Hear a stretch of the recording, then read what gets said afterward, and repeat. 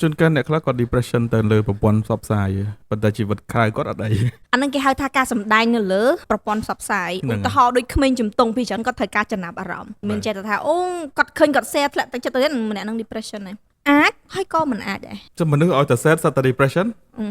សួរថាមនុស្សអត់ចេះ share ទេចា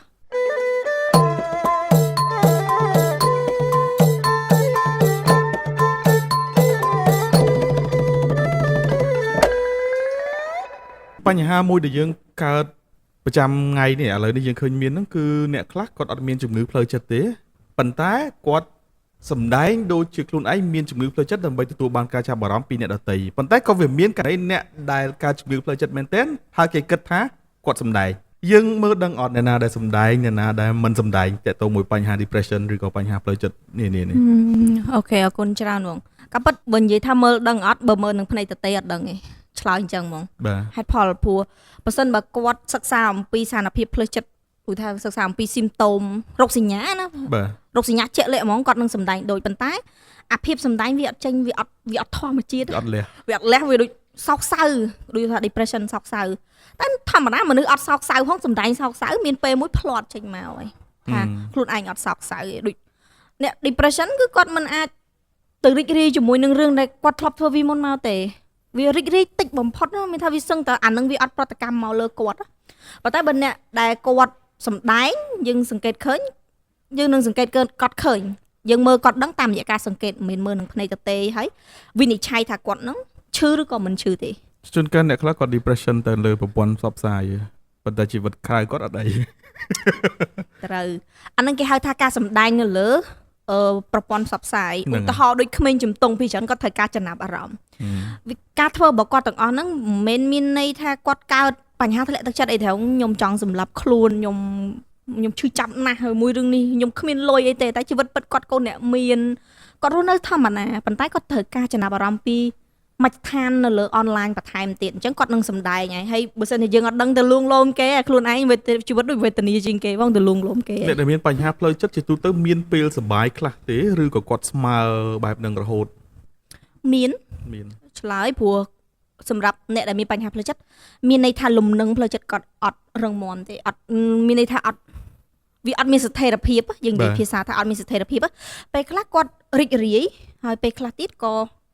អត់រីករាយជាមួយនឹងអីដែលគាត់កំពុងតែមានទេប៉ុន្តែមានបើសិនជាបញ្ហាធ្លាក់ទឹកចិត្តពិបាកក្នុងការមករីករាយវិញណាព្រោះលំនឹងផ្លូវចិត្តរបស់គាត់ធ្លាក់ចុះហើយវាដាំក្បាលចូលក្រោមនិយាយចឹងមានថាបើសិនជាគាត់មានជំងឺ depression និយាយចំឈ្មោះគាត់មិនមានពេលសម្រាកពីការសោកសៅទេមានតែតិចតួចវាអាស្រ័យលើរយៈពេលនៃគាត់ធ្លាក់ទឹកចិត្តហ្នឹងតើវាធ្លាក់ទឹកចិត្តហ្នឹងរយៈពេលប៉ុណ្ណាឧទាហរណ៍បើសិនជាគាត់ធ្លាក់រយៈពេលយូរហើយអញ្ចឹងអាស្ថានភាពផ្លូវចិត្តរបស់គាត់ហ្នឹងគេហៅ mood stabilize របស់គាត់ហ្នឹងវាអត់ងាយងើបមកវិញទេវាមានទៅហើយទៅប៉ុន្តែត្រូវចាំថាជំងឺផ្លូវចិត្តអត់នៅមកកន្លែងទេអត់ចេះនៅមកកន្លែងទេវាអភិវឌ្ឍរហូតវាអាចរត់ទៅមានថាម៉េចថ្ងៃនេះមាន depression ថ្ងៃហ្នឹងមានធ្លាក់ទឹកចិត្តប៉ុន្តែมันប្រកាសថាពី3ខែក្រោយគាត់នៅតែធ្លាក់ទឹកចិត្តទៀតទេគាត់អាចមានជំងឺផ្សេងជ្រៀតចូលអាចមានថប់បារម្ភពេលធ្លាក់ទឹកចិត្តយូរគាត់ចាប់ដើមគិតច្រើនគាត់ចាប់ដើមភ័យអាចមានថប់បារម្ភព្រួយខ្វល់អាចមានថប់បារម្ភមកជាមួយហើយក្នុងកំឡុងពេលថប់បារម្ភបើសិនរយៈពេលយូរទៅលេងបែងចែកលេងកេងលក់លេងបែងចែកទស្សនវិជ្ជាពិតដឹងអាចវិវត្តទៅបញ្ហាផ្លូវចិត្តធ្ងន់ធ្ងរពីមុនយើងមានពាក្យ depression ដែលមនុស្សនិយាយច្រើននៅលើបណ្ដាញផ្សព្វផ្សាយសង្គមប៉ុន្តែឥឡូវមានពាក្យថ្មីមួយទៀតគឺពាក្យសតិអារម្មណ៍ប៉ុន្តែវាប្រហែលជាបង្ហាញពីអាការៈរោគតែមួយប៉ុន្តែខ្ញុំឃើញការនិយាយអំពីសតិអារម្មណ៍ប្រើពាក្យសតិអារម្មណ៍សំដៅទៅលើអាកប្បកិរិយាមិនប្រក្រតីជាជាងអាកប្បកិរិយាសោកសៅនៅពេលដែលយើងនិយាយពី depression ជាទូទៅមនុស្សគិតអំពីអាកប្បកិរិយាសោកសៅប៉ុន្តែសម័យសពថ្ងៃនៅពេលដែលគេធ្វើរឿងមួយខុសប្រក្រតីគេហៅថាម្នាក់ហ្នឹងសតិអារម្មណ៍ហើយគិតមិនដែររឿងហ្នឹងក៏ប៉ិតវាជាពាក្យដែលយើងយកមកលេងសើចនៅក្នុង social media ឬគេហៅប្រព័ន្ធបណ្ដាញសង្គមអញ្ចឹងទៅប៉ុន្តែអ្នកទាំងអស់គ្នាដែលចាប់អារម្មណ៍ត្រឡប់ទៅវិញនៅពេលដែលមនុស្សម្នាក់មានបញ្ហាផ្លូវចិត្តយើងប្រើពាក្យនឹងទៅគាត់ប៉ះទង្គិចខ្លាំងណាខ្ញុំឧទាហរណ៍ថាគាត់កំពុងមានបញ្ហាផ្លូវចិត្តហើយយើងបានទៅយកអារម្មណ៍របស់គាត់នឹងទៅលេងសើចទៅសតិអារម្មណ៍ខិនធ្វើអីតិចសតិអារម្មណ៍ណែស្អីតិចក៏សតិអារម្មណ៍ដែរប៉ុន្តែត្រឡប់មកវិញថាអ្នកដែលគាត់មានបញ្ហាផ្លូវចិត្តហ្នឹងក៏ទទួលយកអាពាក្យទាំងអស់ហ្នឹងរបស់យើងបានអត់ ហើយចុះអ្នកជាទូទៅអ្នកមានបញ្ហាធ្លាក់ទឹកចិត្ត depression គាត់ចូលចិត្តបង្ហាញថាខ្លួនឯងជាមនុស្សមានបញ្ហាហ្នឹងដែរអត់ទេ depression គាត់ចង់តាក់ទងមួយណាគេវងសាក់សម័យថាគាត់នឹង ចុះបើគាត់ផុសមួយថ្ងៃ20ដងថាគាត់មាន depression អាហ្នឹងគាត់ depression អត់ អាចមិនជាជំងឺ depression អាចជំងឺអីផ្សេង អូ វាដោយសារជំងឺផ្លូវចិត្តវាមានច្រើនប្រភេទស្តៀងគ្នាដល់យើងត្រូវការកំណត់ថាម្នាក់នឹងមានបញ្ហាធ្លាក់ទឹកចិត្តបានលុះត្រាតែយើងត្រូវវិនិច្ឆ័យដោយអ្នកជំនាញអ្នកចិត្តសាស្ត្រឬក៏គ្រូពេទ្យឯកទេស ធ្វើតេស្តអី ទៅត្រឹមត្រូវរបស់គេមានចេះថាអូគាត់ឃើញគាត់ share ធ្លាក់ទឹកចិត្តទៅម្នាក់នឹង depression ហ្នឹងអាចហើយក៏មិនអាចដែរ ចុះមនុស្សឲ្យតែ sad សត្វតែ depression សួរថាមនុស្សអត់ចេះ sad ទេចាមនុស្សធម្មតា sad អត់ ចុះបើគិតទៅរត់ការ sad ទាំងអស់ជា depression ការពិបាកចិត្តទាំងអស់ជា depression មនុស្សទាំងអស់មាន depression ទាំងអស់គ្នា មិនឈួតទាំងអស់គ្នាចឹង ព្រោះអ្នកខ្លះឥឡូវសប្ងៃគាត់មានបញ្ហាឧទាហរណ៍បញ្ហាក្នុងការសិក្សាគាត់ធម្មតាពេលខ្លះវាមានរឿងអីដែលធ្វើគាត់ពិបាកគាត់យល់ថាហ្នឹងជា depression ដែរ វាអាចដោយសារឥឡូវគាត់អត់គាត់លឺច្រើនលឺតាមគ្នាច្រើនហើយឥឡូវក៏មានអ្នកផុសនៅលើបណ្ដាញសង្គមច្រើនអំពីអាការៈនៃធ្លាក់ទឹកចិត្តអីអស់ហ្នឹងដែរមានច្រើនមែនតើហើយគាត់អត់បានសិក្សាស៊ីជម្រៅទេព្រោះវាគ្រាន់តែមើលឃើញឧទាហរណ៍ថាអ្នកខ្លះចូល depression បានគេរាប់ប្រហែលខែទៅបានគេចាប់ទុកថា depression បាទ 3ទៅ6ខែឡើងទៅ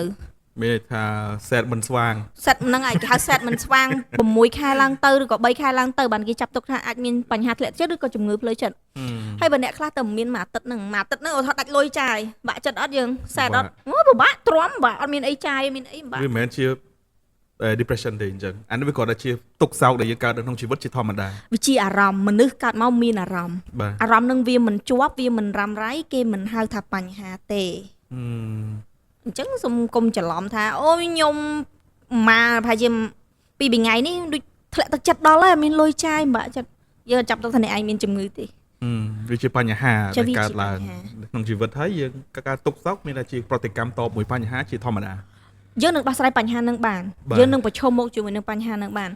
ប៉ុន្តែបើវារ៉ាំរ៉ៃដល់ថ្នាក់យើងអាចដោះស្រាយបញ្ហានឹងបានប្រឈមមុខនឹងបញ្ហានឹងបានរកដំណោះស្រាយមិនឃើញមិនអាចឧទាហរណ៍ថាកាលមុនគាត់រៀនបកែហើយគាត់សុកស្រាប់តែ6ខែចុងក្រោយហ្នឹងធ្លាក់ការសិក្សាធ្លាក់ចុះហ្មងបាទអាហ្នឹងមិនចាប់ទៅថាគាត់មិនអាចដោះស្រាយនៅវិបត្តិដែលគាត់កំពុងជួបប្រទះបានអាហ្នឹងគេអាចរាប់បញ្ចូលថាវារំខានដល់ជីវិតរស់នៅប្រចាំថ្ងៃបានគេហៅថាជំងឺឬក៏បញ្ហាហ្នឹងបាទប៉ុន្តែចុះបើបញ្ហាដោះស្រាយរួចហើយតែអារម្មណ៍មិនស្បើយសោះវានៅស្ថិតតែជា depression ដែរឬអត់អាចព្រោះយើងអត់និយាយពីបញ្ហាទេឧទាហរណ៍ថាគាត់មានបញ្ហានៅក្នុងគ្រួសារគាត់ឧទាហរណ៍ថាគ្រួសារម្ដាយឪពុកប្រើអំពើហិង្សាក្នុងគ្រួសារចាស់ដល់ពេលវារាប់ឆ្នាំមកហើយក្រោយមកឪពុកស្លាប់បាត់ទៅឧបមាចុះវាអត់មានរឿងនឹងកើតឡើងទេប៉ុន្តែ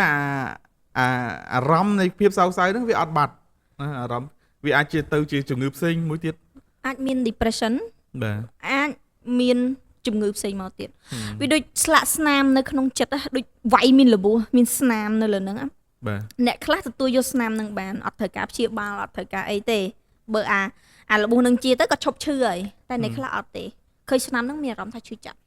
ឃើញស្នាមហ្នឹងមានថាពិបាកទទួលយកមានអារម្មណ៍ថាអារម្មណ៍ដែលដិតដាមអារម្មណ៍ដែលធ្លាប់ឈឺចាប់ហ្នឹងវានៅតែនៅ